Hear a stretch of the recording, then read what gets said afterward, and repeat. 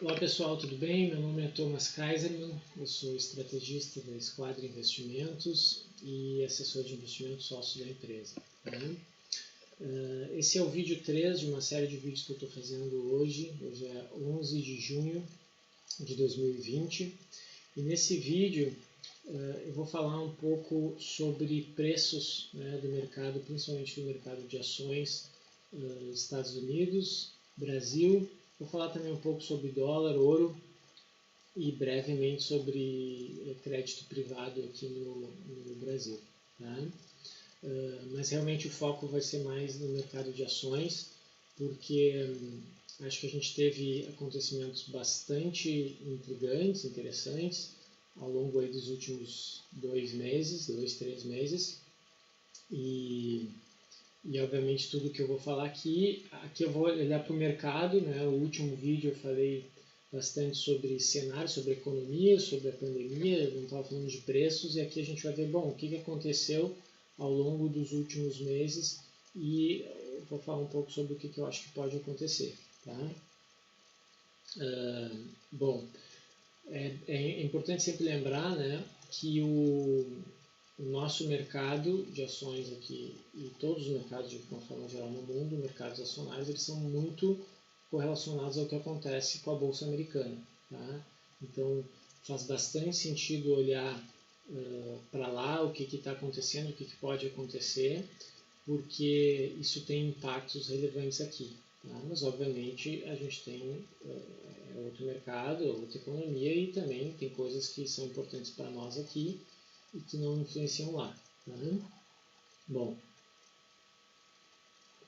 o que ocorreu basicamente é que em março ocorreu uma grande queda nos mercados de ações no mundo inteiro, que começou já, essa queda começou ali em meados de fevereiro, mas segunda metade de fevereiro, e se ela ficou mais grave, né, ganhou força essa queda em março e atingiu um vale ali, né, no dia 23 de março de 2020. Tá? Eu trouxe aqui algumas informações, elas são em inglês, eu vou fazer algumas traduções aqui, só para... porque tudo isso que eu vou falar aqui não é conclusão, na verdade, minha. Tá? Isso é um pouco consenso. Bom, primeiro que várias coisas são dados, né? Não é nem questão de consenso ou não, é só apresentar dados. Mas algumas análises aqui que eu vou mostrar são bastante consensuais entre as pessoas que trabalham no mercado financeiro, analistas e assim por diante. Tá? E daí, claro, eu trouxe algumas questões que já são dadas aqui, são escritas por outras pessoas, eu vou só traduzir. Tá? Então, o que aconteceu aqui é o S&P, né, que é o principal índice, é o Ibovespa, digamos, dos Estados Unidos. Aqui ele vinha, não tem aqui o gráfico inteiro, mas vinha de 10 anos de alta, tá?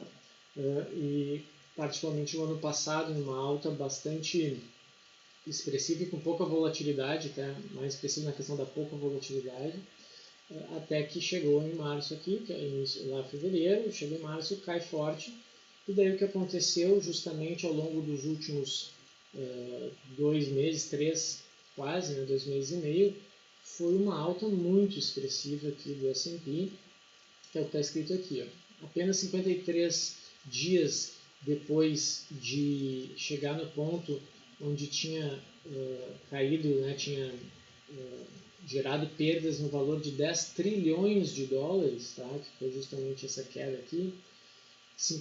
Isso aqui são dados que eu peguei de um artigo de alguns poucos dias atrás, tá? Deve ser do dia 6, 7, alguma coisa assim de junho. Tá? Então, apenas 53 dias depois de ter apagado 10 trilhões de dólares em valor de mercado, né, o S&P ele se tornou verde novamente em 2020, ou seja, ele se recuperou para o mesmo valor que ele estava lá em início de janeiro desse ano. Né? Não é que se recuperou toda a queda, porque né, nos primeiro mês e meio do ano ele tinha subido, mas ele chegou ao mesmo valor aqui, 3.200 e pouquinho, que estava lá no início de janeiro. Tá? Depois justamente de ter dado ganhos em 9 das últimas 11 sessões, que é o que se vê aqui, ó, um grande rally. Rally é como se chama, né, o momento onde as ações sobem muito. Tá? Então aqui foi realmente uma alta muito expressiva e muito rápida que ocorreu ao longo aí do menos de um mês. Tá? Então ele chegou a um ganho de uma valorização de 47% nesse rally. Se a gente for pegar o valor que o S&P estava aqui até aqui, foi 47% de ganho, né, em questão justamente de 2 meses e meio. Né? E agora, né, isso aqui nesse dia, o S&P estava a 3.232 pontos, e significava então uma precificação de menos de 5% da máxima histórica, que ocorreu lá em meados de fevereiro. Né? Então, com tudo que está acontecendo no mundo, caiu muito rápido e subiu muito rápido, estando próximo do nível da máxima histórica. Tá? E daí aqui o David Sowerby, que é um gestor de portfólio, né, de ativos de uma empresa nos Estados Unidos, ele coloca aqui, olha, eu não acho que mesmo a pessoa mais otimista, o investidor mais otimista dentre os otimistas, né, poderia ter antecipado isso. Isso o quê? Justamente esse crescimento muito rápido. Né? Ele fala aqui, olha, as palavras que me vêm à mente são épico e monumental. E de fato, é algo que eu não esperava, e venho falando isso aí venho falando que ao longo dos últimos meses que ia cair mais, levando em conta o patamar que estava, e não só não caiu, como cresceu mais, e foi crescendo, então muitas pessoas não esperavam, e principalmente a rapidez com que cresceu. Né? Bom, daí isso aqui é de um outro artigo, tá? Não sei se é de uma outra parte do artigo, talvez. Tá? Coloca aqui, olha, para dizer que poucas as pessoas viram isso aqui, previram, né, que isso iria acontecer, é um understatement, vai estar sendo muito, não sei como é que eu traduziria understatement, mas enfim, é pouco dizer que poucas pessoas previram isso, né? Tão rápido e furioso, os ganhos foram tão rápidos e furiosos, né, que eles colocaram, olha, essa parte é muito interessante, colocaram o S&P 10% acima do valor que a média dos analistas de Wall Street, dos estrategistas, eles estavam prevendo na última sexta-feira. Isso aqui não sei se é na última sexta-feira ou na penúltima, tá? Mas o que isso aqui diz então? A Bloomberg, né, ela faz uma pesquisa com vários estrategistas, e naquele momento, isso aqui foi uma semana ou duas atrás, eles estavam prevendo que no final do ano o S&P estaria num dado valor que era em torno de 3.000 pontos. Tá? E ele chegou então em 3.200 e alguma coisa, que é 10% em questão de uma ou duas semanas depois, que é 10% acima do que previam que vai estar no final do ano. Né? Então, essa grande diferença entre essa previsão e o que aconteceu agora, né, o preço atual, ela nunca foi tão grande, né, entre a previsão para o final do ano dos analistas e chegar nesse preço já acima tanto tempo antes. Tá?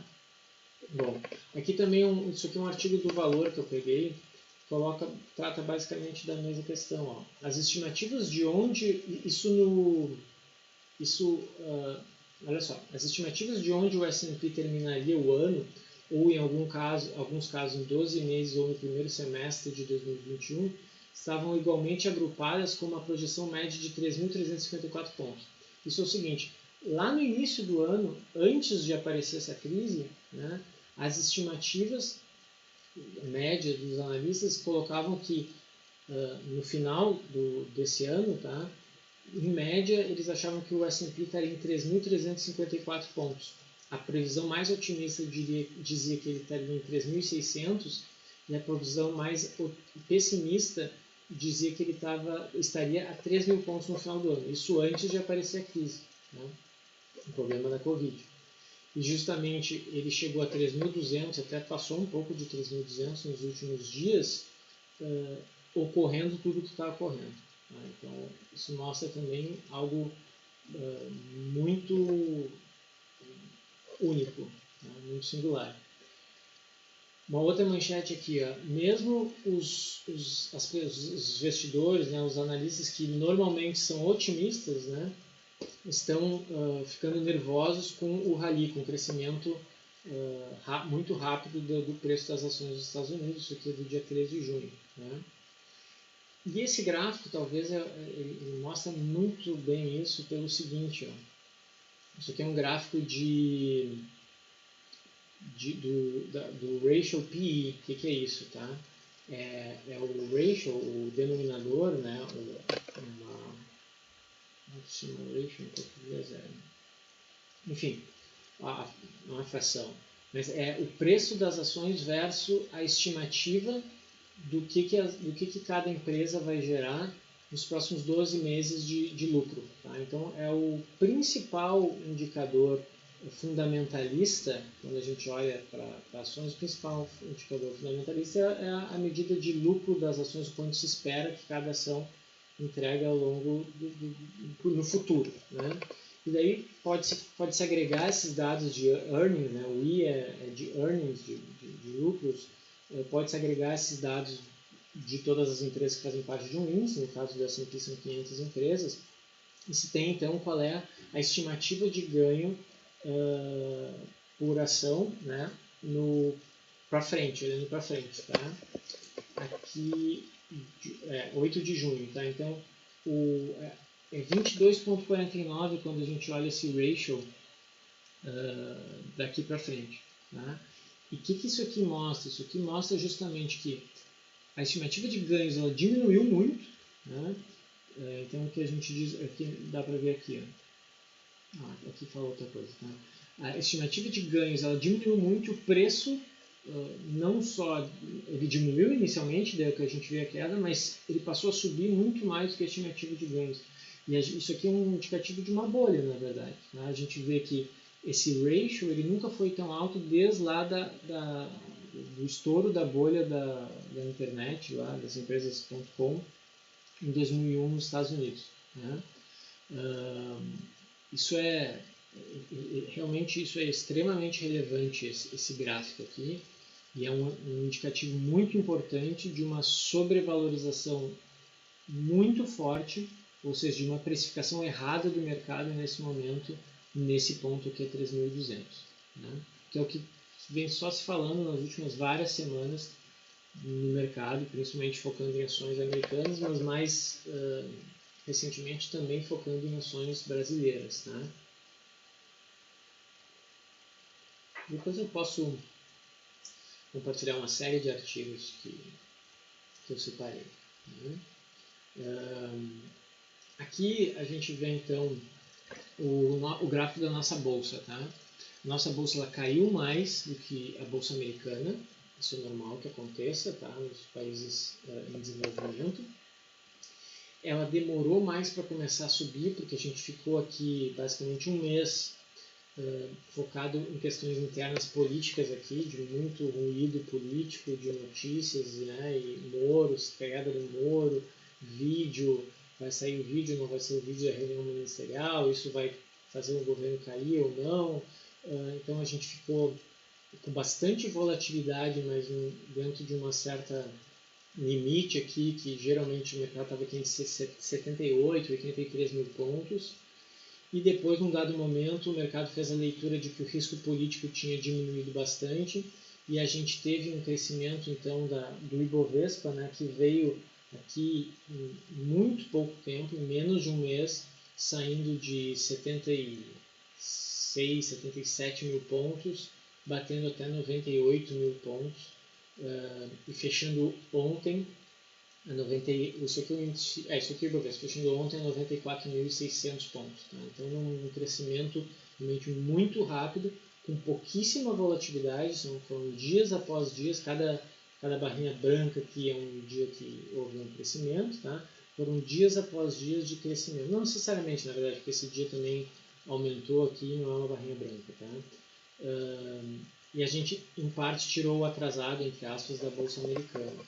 Ou seja, eles cresceram muito rapidamente, a gente ainda estava aqui com nossos problemas, depois o mercado achou que os problemas se resolveram, ou diminuíram, e daí a gente, no último mês, aí, cresceu mais que eles, tirando o atrasado, então. Né? Bom, isso é o que aconteceu. Tá? Olhando aqui, agora passando um pouco para o dólar. Tá? O dólar também teve variações muito bruscas ao longo dos últimos meses. O dólar chegou a bater quase R$6, muito próximo de R$6. Em questão de pouquíssimas semanas, tá? Em 3 semanas, ele veio de R$6 para R$5. Foi realmente uma queda muito, muito rápida. Né? Isso não foi só com relação ao real. De uma forma geral, nas últimas 4 semanas, tá? O dólar ele se desvalorizou frente à maior parte das moedas mundiais. Tá? No caso do real, essa valorização do real frente ao dólar foi mais intensa do que a maioria das moedas, mas a desvalorização do real, quando chegou até 6, né, também tinha sido a mais intensa do mundo dentro das moedas relevantes do mundo. Tá? Não que o real seja uma moeda muito relevante, mas assim, eu quero dizer dentre as moedas de países cuja economia é relevante no mundo. Tá? Então a gente tinha, o real tinha caído muito, né, se desvalorizado muito, e agora se valorizou muito rapidamente, então muito rápido. Tá? E agora a gente está aí com o dólar na casa entre 4,8 e 4,9 nos últimos dias, 4,80, 4,90 nos últimos dias, tá? Ou entre 4,80 e 5 nos últimos dias. Bom, ouro, depois crédito privado, talvez eu nem vou entrar no mérito agora, vou deixar para o outro vídeo que eu vou falar mais especificamente sobre a alocação, tá? Não vou passar. Ouro, olhando brevemente aqui é ouro cotado em dólar, tá? O valor da onça em dólar aqui é 1.737,54, isso era hoje de manhã, né? Lembrando que hoje o mercado está fechado aqui, está aberto nos Estados Unidos, em vários outros países. Então aqui a gente tem o gráfico de 15 anos do ouro e aqui o gráfico do último ano do ouro. Tá? Então a gente vê no médio prazo existe uma tendência de alta do ouro. Tá? Nos últimos meses uma estabilização aqui entre 1.680 e 1.740, alguma coisa assim. Mas isso eu também vou falar sobre minha sugestão ou não no que diz respeito ao ouro e dólar mais para frente. Aqui eu só queria mostrar um pouco mais do que ocorreu, tá? Principalmente aqui durante a crise. Né? Conclusões, então. Basicamente, a gente tem que, se a gente for comparar o que a gente conseguiu enxergar ou não em março, tá? E o que a gente consegue ou não enxergar agora, hoje a gente tem um nível de incerteza um pouco menor, isso eu já falei lá num dos vídeos, acho que talvez no primeiro, mas o nível de risco ainda é muito grande, ou seja, antes a gente era muito difícil estimar qualquer coisa que ia acontecer por conta da pandemia. Agora não é mais tão difícil estimar, o que não quer dizer que não possa que cenários muito negativos ainda não possam ocorrer, tem ocorrido de uma forma geral do ponto de vista de economia real. Tá? Mas acho que não se joga mais tanto no escuro quanto se jogava em março. Tá? Prova disso é que já se tem estimativas cada vez mais próximas, digamos, do que vai acontecendo, porque as coisas já vão acontecendo, já se sabe quanto o desemprego aumentou e vem aumentando, como é que foi esses últimos meses e assim por diante. Né? Várias economias já reabrindo por conta de uma melhoria na questão pandêmica. A valorização das ações americanas e brasileiras claramente está distorcida, tá? Isso não é uma questão, acho que é difícil dizer que isso é uma questão de opinião. Tá? Isso é consenso, claro, tem gente que pensa diferente, não tem dúvida, mas a maioria das pessoas pensa assim, e isso não tem como dizer que não está distorcida por conta desse gráfico aqui. Esse gráfico ele só diz uma coisa, ou a estimativa de ganhos está muito errada, o que eventualmente pode ser, mas acho difícil isso ser verdade, tá? Ou o preço está muito errado, ou eventualmente as duas coisas podem estar muito erradas ou parcialmente erradas, né? Então, se os ganhos não vão ser tão negativos quanto se espera, e se o preço de fato diminui um pouco, pode ser que se chegue num ratio aqui que faça mais sentido. Muito embora, tá? Geralmente em inícios de crise, quando ainda existe muito risco, esse ratio ele tende a ficar mais para valores baixos do que para valores altos. Tá? Então, realmente, aqui a gente vê que teria que ter um erro muito grande na estimativa de ganhos para que, mesmo havendo uma queda pequena, uma correção pequena nos preços das ações americanas, as coisas viessem para o que é esperado, digamos assim. Tá? Obviamente, tudo isso que eu falo aqui também, né, que a valorização está distorcida, é difícil saber quanto, porque a gente ainda tem várias incógnitas com relação à questão da pandemia, como é que vai se desenvolver e tal. Eu fiz um vídeo longo no anterior, mostrando algumas questões que a gente vê. Alguns dados alguns países apontam para cá, outros países apontam para lá e tal. Então ainda tem bastante coisas que a gente não sabe para onde vai. Né? Mas o que para mim é muito claro, tá? E ontem e hoje o mercado já está mostrando isso, na verdade. Por que eu falo isso? Porque ontem o mercado caiu e hoje está caindo muito forte lá fora, tá? E amanhã certamente vai abrir caindo muito forte aqui também. Mas o que a gente vê é que em questão de 2 meses nos Estados Unidos e 1 mês aqui se criou uma bolha. Né? Os preços eles estão inflados e é uma bolha. O que significa bolha quando a gente fala de preço? É algo que é irreal, é distorcido e que geralmente quando deixa de existir essa bolha, daí vem a analogia da bolha que estoura, bom, é uma queda forte que geralmente ocorre. Tá? Então eu coloco aqui, olha, essa bolha ela não é pequena, tá? Que ocorreu e talvez muitas pessoas podem estar pensando, tá, Thomas, mas por que ocorreu isso? Por que tu acha então, que está tão distorcido? Se tu está dizendo que é consenso que está distorcido, mas os preços estão lá, né? Alguém, muito mais gente comprou do que vendeu, os preços estarem lá, chegarem lá e tal. Não, isso é verdade. Né? E daí aqui eu só quero trazer, foi motivo também de bastante dúvida e pesquisa minha, tentar entender melhor, né, por que estava tão distorcido. E tem algumas questões aqui, são basicamente 3 que eu identifico, né, fazendo uma análise obviamente simplista, mas que isso vem sendo dito e comentado bastante. Basicamente, o Fed, que é o Banco Central Americano, ele atuou e tem atuado de uma forma muito, mas muito forte no mercado de renda fixa americano, né? Não no mercado de ações, o Fed não compra ações, mas atuando muito forte no mercado de renda fixa americano, tanto em títulos públicos quanto em títulos privados, isso acaba tendo repercussões muito fortes no mercado de ações. Tá? Não vou entrar no mérito aqui agora, até não seria muito difícil de explicar, mas isso é fato. Tá? Que uma coisa influencia muito na outra. O preço dos títulos de renda fixa influencia muito nos preços dos títulos de ações. Né? E a força da atuação do Fed, até então, ela nunca, o quanto o Fed tem atuado, isso nunca foi nesse nível. Deixa o tamanho da atuação do Fed na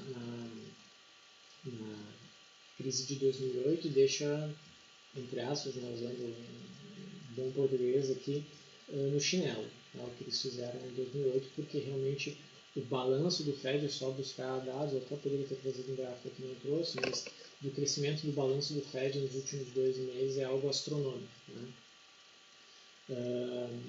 E isso realmente tem implicações muito fortes, que, sob uma lógica, pode ser visto como positivo. Certamente no curto prazo é positivo, os preços não caem tanto, as empresas conseguem se refinanciar e tal, tem vários motivos para isso ocorrer, mas certamente tem as suas externalidades negativas que a gente, ao longo do tempo, vai conhecê-las. Tá? Bom, o fato da gente estar com níveis de taxa de juros mundiais, né, Europa, Estados Unidos, todas as grandes economias muito baixos, historicamente baixos, em alguns locais até negativos, nos Estados Unidos muito próximo de zero, né, também faz com que haja um incentivo muito grande para as pessoas buscarem investimento em ações. Afinal, quais são as alternativas que eu tenho de ganhar dinheiro? Né? Se eu empresto, compro títulos públicos americanos ou europeus, empresto dinheiro para os governos de lá, eu vou ganhar ou nada, 0, ou 0,5% ou 1%. Então, entre ganhar nada, 1% é muito próximo de nada, por ano, ou arriscar no mercado, bom, muitas pessoas arriscam. Então, essa condição estrutural que a gente vem há muitos anos já e que foi só alimentada mais ainda nessa crise que fez os juros baixarem ainda mais, né? Mundialmente falando, isso faz com que as pessoas tenham menos incentivos para buscar investimentos que não rendem quase nada e mais incentivos para fazer investimentos de risco, mesmo que tenham risco. Tá? Então, isso faz bastante diferença. Na crise de 2008, na entrada da crise de 2008, obviamente o cenário não era esse. Tá? Depois da crise, né, ao longo da crise se cortou bastante os juros, obviamente, mas na entrada da crise não era isso. Nessa crise é diferente. A gente já entrou na crise com os níveis historicamente de juros mais baixos da história, historicamente mais baixos da história, bom.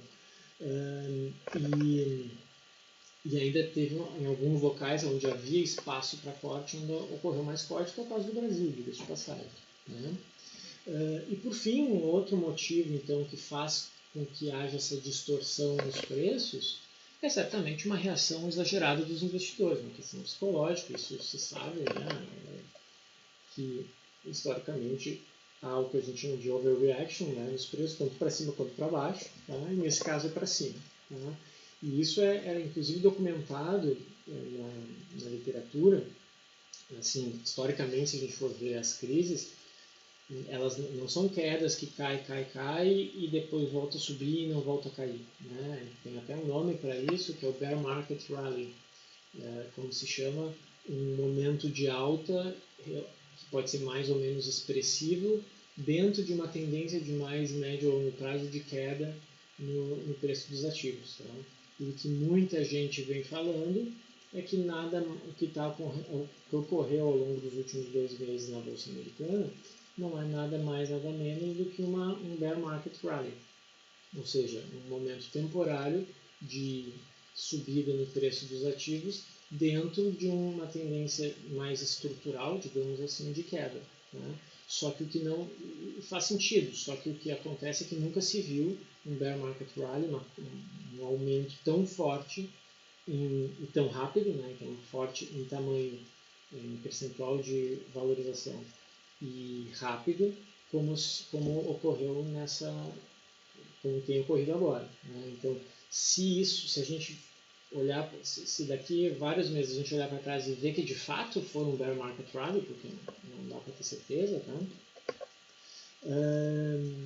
A gente vai ver que foi o maior da história, digamos assim. Né? E isso é bastante intrigante. Né?